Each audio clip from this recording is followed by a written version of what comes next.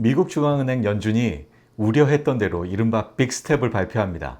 금리 인상 얘기인데요. 주식시장에는 어떤 영향이 있을지, 그래서 앞으로 우리는 어떻게 투자해야 될지 지금부터 생각해 보겠습니다. 네, 지난 주가 흐름 간단히 좀 알아볼까요? 코로나19가 2020년 전 세계를 강타했죠. 이때 주가가 아주 폭락을 했는데요. 코로나19가 발생하기 전에 한 2200에서 300선이던 주가가 무려 1458까지 떨어집니다. 뭐 거의 반토막이 났는데요. 이내 주가가 급격하게 상승하면서 2021년 상반기까지 무려 3305까지 상승합니다. 주가가 바닥 대비 2배가 넘는 상승률을 보이고요. 그리고 2021년 하반기부터 현재까지 주가는 주구장창 떨어집니다. 그래서 5월 6일 현재 2644까지 종합주가지수가 떨어졌는데요. 이 내면에는 바로 금리가 숨어 있습니다. 2020년 코로나19가 발생하기 전 우리나라의 기준금리는 1.25%였습니다. 코로나19가 발생하면서 경기가 크게 위축됐고 그 경기가 우려되는 그런 상황이었죠. 그래서 각국의 중앙은행들이 다 금리를 낮췄습니다. 우리나라 중앙은행 한국은행도 역시 기준금리를 0.5%까지 뚝 떨어뜨렸고요. 이렇게 해서 시중에 돈을 풀고 경기를 부양하기 위함이죠. 낮은 금리로 인해서 은행권에서 흘러나온 이 자금들이 갈 곳을 찾다가 주식시장으로도 흘러 들어갑니다. 그래서 이내 주가가 급등을 하죠. 이 주가 부양엔 바로 낮은 금리가 있습니다. 그리고 이렇게 시중에 많이 풀린 자금들이 주가는 부양했지만 이내 인플레이션 우려가 생깁니다. 이 인플레이션 우려는 2021년 하반기부터 우려가 시작이 됐고요. 이때부터 한국은행은 다시 금리를 올리기 시작합니다. 바로 이 인플레이션 우려 때문이죠. 이렇게 금리를 올리면서 2021년 하반기부터 주가는 그대로 계속해서 내려오게 되죠. 금리를 올리는 시점과 주가가 내려오는 시점 정확하게 일치합니다. 반대로 금리를 내렸던 시점과 주가가 상승하는 시점도 역시 정확하게 일치하죠. 그런데 우리나라가 금리 대처가 좀 빠른 편이었는데요. 미국의 기준금리를 볼까요? 미국 역시 코로나19가 발발하자마자 1.75%였던 기준금리가 0.25%로 수직낙하합니다. 우리나라 금리 떨어뜨린 것보다 훨씬 더 많이 급격하게 떨어뜨렸죠. 그렇게 해서 0.25% 수준이던 금리가 올해 3월에서야 한 번 올렸습니다. 그래서 0.5% 수준이 됐고요. 그리고 급기야 5월 4일 얼마 전에 빅스텝 0.5%를 한꺼번에 올리는 것을 빅스텝이라고 하는데요. 이 빅스텝 금리 인상을 단행합니다. 0.5%였던 금리 수준이 바로 1%까지 상승하게 되고요. 우리나라는 1.5%였어요. 금리 차이가 불과 0.5%로 좁혀지게 됩니다. 우리나라 금리는 미국 금리보다 반드시 높아야 합니다. 왜냐하면 우리나라 시장은 미국 시장보다 더 불안한, 다시 말해서 위험한 시장이기 때문이죠. 위험이 높으면 기대 수익률도 높아야죠. 그래서 우리나라 금리는 미국 금리보다 높아야 합니다. 같거나 낮다 하면 한국 시장에서 돈이 빠져나가게 되죠. 따라서 우리나라 금리는 항상 미국 금리보다 높아야 하는데 그 금리 차이가 급격하게 좁혀지게 됐고 그래서 좀 더 우려스러운 상황입니다. 네, 앞으로 금리 어떻게 될지 한번 좀 전망을 해볼까요? FOMC 회의 때마다 금리를 인상하겠다라고 이미 지난 1월에 그 미국의 중앙은행 FED는 얘기하고 있었습니다. 지난 1월에는 금리를 올릴 거야 라고 얘기만 했고요. 그리고 지난 3월 두 번째 회의에서 첫 번째 금리 인상을 단행했죠. 0.25%포인트 금리를 올립니다. 그래서 0.5%가 됐고요. 그리고 5월 4일 빅스텝 0.5% 한꺼번에 0.5%를 의 금리를 올리는 빅스텝을 단행을 했습니다. 그래서 현재 금리가 1%가 됐어요.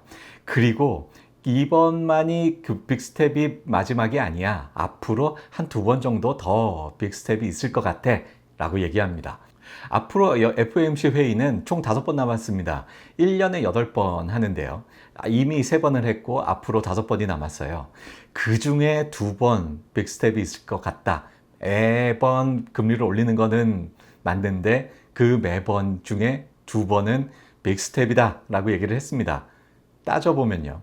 이미 금리를 올려서 1% 수준이 됐습니다. 현재 금리 1% 수준이죠. 거기에다가 빅스텝 2번이다. 0.5%포인트씩 2번 올린다. 1%가 추가로 올라갑니다.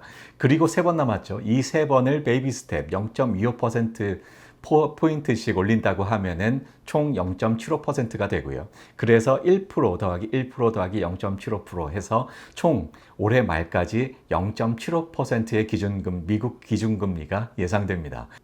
이 2.75% 상당히 의미가 있는데요. 굉장히 급격하게 금리를 올렸고요. 지금 인플레이션을 굉장히 우려스럽게 보고 있다. 이런 뜻이기도 하고요. 우리나라 금리는 무조건 미국 금리보다 높아야 된다라고 말씀드렸습니다. 적어도 3% 이상은 올려야 하는 상황입니다.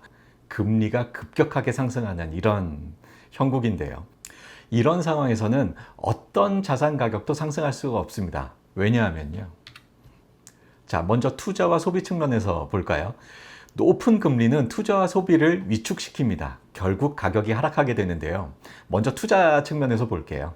이 투자 측면에서 투자는 항상 위험이 따라요. 원금 손실의 위험이 있습니다. 그런데 금리가 매우 높아요. 그러면 사람들이 주식 투자, 근데 지금까지 크게 재미 본 적도 없는데, 근데 은행에서 금리를 아주 높게 쳐준대. 우리 그냥 예금이나 할까? 이런 생각을 하게 됩니다. 그래서 주식시장에서 돈이 빠져나와서 은행권으로 자금이 흘러 들어가게 되는 효과가 있고요. 그리고 물가 측면에서 보면 만약에 물가 상승률이 10%다라고 예를 들어 볼까요? 그러면 지금 10,000원 하는 물건이 내년에는 11,000원을 하게 됩니다. 물가 상승률 10%니까요.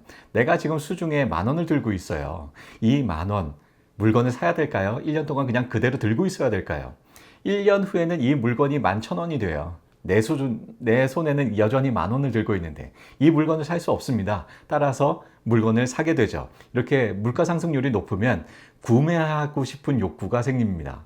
그런데 이 물가를 잡겠다고 금리를 올립니다. 금리 지금부터 10% 줄게 라고 해봅시다. 그러면 나는 1년 동안 이 돈을 그냥 들고 있어도 됩니다. 1년 후에 나는 은행에 맡겨놓은 돈이 11,000원이 되고 이 물건은 역시 물가 상승 10% 돼서 11,000원이 돼요. 그러면 역시 1년 후에도 이 물건을 살 수 있어요. 지금 당장 안 사더라도 내년에도 살 수 있습니다. 물건을 사고 싶은 욕구가 그만큼 떨어지게 되죠. 그래서 물가 상승률에 근접한 또는 그 이상의 금리를 제시한다면 물가를 잡을 수 있습니다. 이렇게 해서 금리를 올리게 되는 거고요. 그래서 물가를 잡을 수 있는 이유가 되죠. 지금 큰 우려가 있습니다. 어떤 우려냐면요. 물가가 급격하게 상승하고 있는 상황인데요. 이런 상황에서는 근로자들이 임금을 올려달라고 아우성입니다. 그래서 기업들은 물가 상승률만큼, 적어도 물가 상승률만큼은 임금을 올려줘야만 하죠. 그러면 기업의 비용이 증가합니다. 이 올라간 비용 어떻게 보전할까요? 바로 상품 가격을 인상해서 이 비용을 보전하겠죠. 그러면 또 물가 인상으로 이어지는 이런 악순환이 계속되는 이런 현상이 아주 우려되고요. 그렇기 때문에 급격하게 금리를 올려서라도 이 인플레이션을 잡겠다라고 우리나라 중앙은행 모두 하고 있는 겁니다. 자, 이 중립금리라는 게 있어요. 이 중립금리가 뭐냐면 먼저 앞서서 금리를 충분히 낮춰서 코로나19의 그 우려되는 그 경제 상황을 극복했다라고 말씀드렸고 또 금리를 올려서 인플레이션도 잡겠다. 라고는 얘기도 했었습니다. 금리를 내리면 경기가 부양되고 금리를 올리면 경기를 위축시키면서 인플레이션을 잡습니다. 자, 그럼 그 중간에 어느 쯤에서는 경기에 아무런 영향을 주지 않는 금리가 있지 않겠습니까? 바로 그 금리가 바로 중립금리입니다. 긴축도 완화도 하지 않는 그런 금리가 바로 중립금리인데요. 이 중립금리는 통상 2.5% 수준을 의미하기도 합니다. 항상 2.5%는 아니에요. 경기 상황에 따라서 달라질 수 있는데 통상 2.5% 수준이고요. 이게 잠재 성장률이기도 합니다.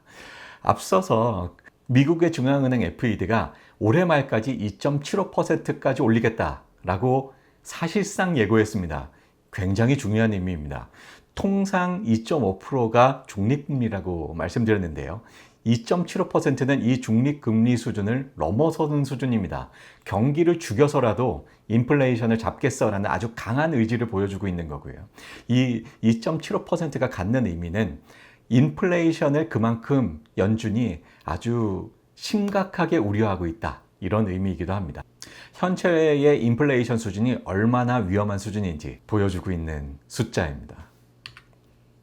네. 자, 그러면 이렇게 그 고금리가 주가에는 어떤 영향을 미치고 있고 있는지, 앞으로는 어떻게 될지 생각을 해보겠습니다. 현재 주가 수준이 어느 정도가 될까? 이것을 가늠하는 아주 좋은 도구가 바로 주가 순자산 비율 PBR입니다. 이 PBR 잠깐 한번 알아볼까요? 장부가치분의 시가총액으로 정의되는데요.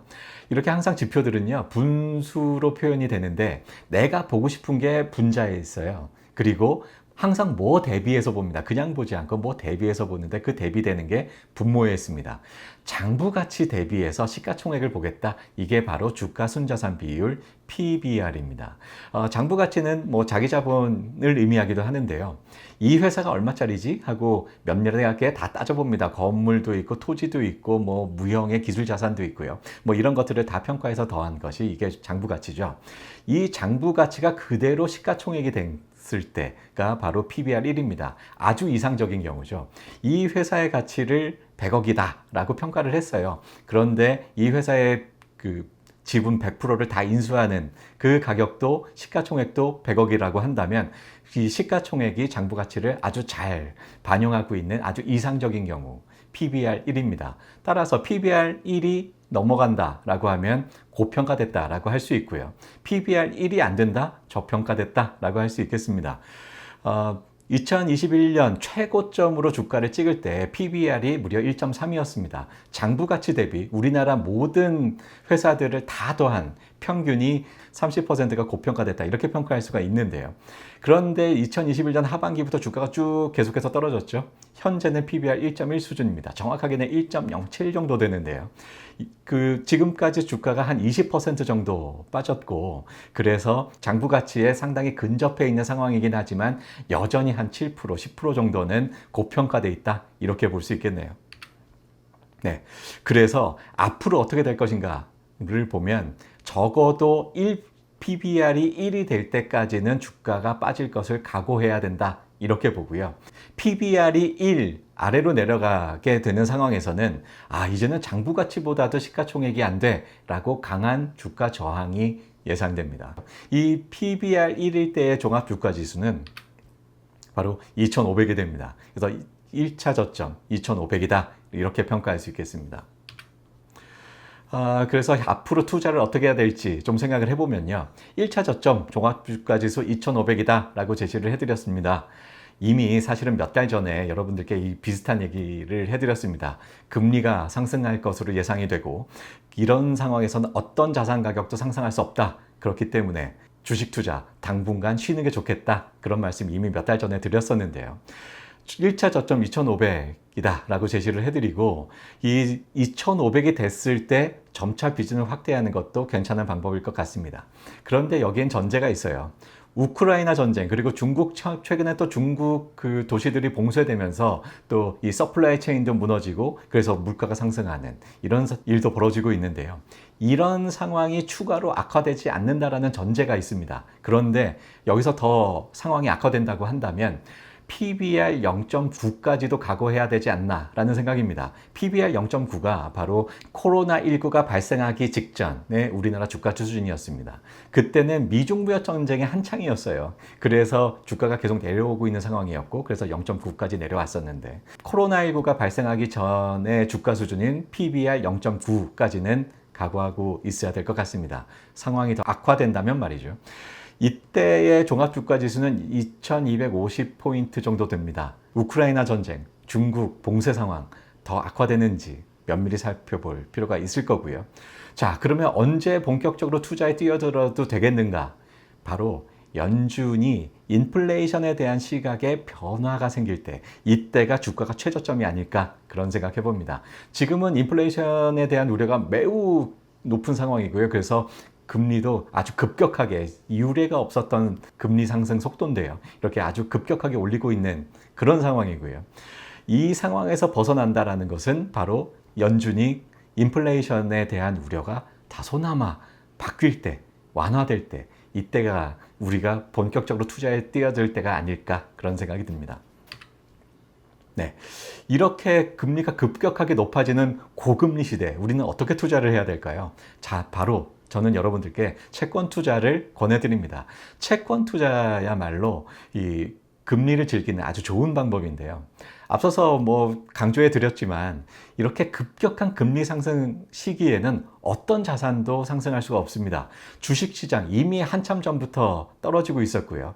지금부터 또 떨어지는 자산들이 있습니다. 최근에 부동산 가격이 떨어지고 있죠. 앞으로 부동산 시장 그리 전망 좋지 못합니다. 지금 부동산을 사겠다, 이런 생각을 가지고 계신 분들 저는 말리고 싶습니다. 앞으로 금리가 급격하게 오르는 이런 상황에선 어떤 자산 가격도 상승할 수가 없고요. 주식 시장이 제일 먼저 반응을 했고 이제는 다른 자산들로 확대되고 있는 형국이다, 이렇게 평가할 수 있겠습니다. 이렇게 금리가 높은 시대에 그럼 납작 엎드려만 있어야 돼? 채권이 있습니다. 이 채권 금리가 만기까지 보장됩니다. 따라서 앞으로 금리가 어떻게 되더라도 현재 이미 높아진 금리를 누릴 수 있는 좋은 수단이 바로 채권이고요. 은행 금리보다 채권 금리가 더 높기 때문에 고금리를 즐기는 방법은 바로 채권입니다. 이 채권 투자 어렵지 않습니다. 채권 투자 요령 조만간에 정리해서 또 소개해 드리겠습니다. 그리고 여전히 주식 비중 높으신 분들이 있어요. 그런 분들은 이미 주식시장은 상당히 선방향한 측면이 있습니다. 고점 대비 주가가 20%나 하락을 했기 때문에 상당히 선방향한 측면이 있고 앞으로 5%에서 10% 정도 더 주가 조정이 될 가능성은 있습니다만 이렇게 주가가 조정된 상황에서는 엑시트는 추천해 드리지 않습니다. 지금까지 많이 참으셨습니다. 앞으로 조금 더 참으시기를 권해드립니다. 자, 조만간에 채권 투자 요령에 대해서 소개해 드리기로 하고요. 구독, 좋아요 부탁드립니다. 오늘은 여기까지 할게요.